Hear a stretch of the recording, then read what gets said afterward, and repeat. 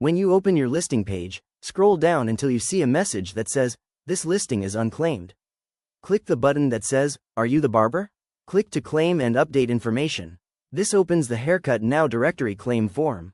The free listing option is selected by default. Leave it selected. If you tap the package selector, you may see other options like app user listings or premium plans. You don't need to select those to claim your listing. Enter your name, email address, phone number, and business address. Make sure the information matches your actual business. In the message box, you can leave the pre-filled message exactly as it is.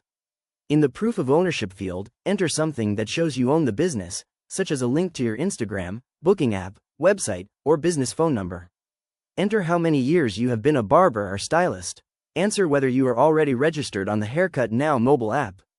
Agree to the terms and conditions and click Submit. Check your email and click the verification link to complete the process. Once verified, your listing will be claimed and approved.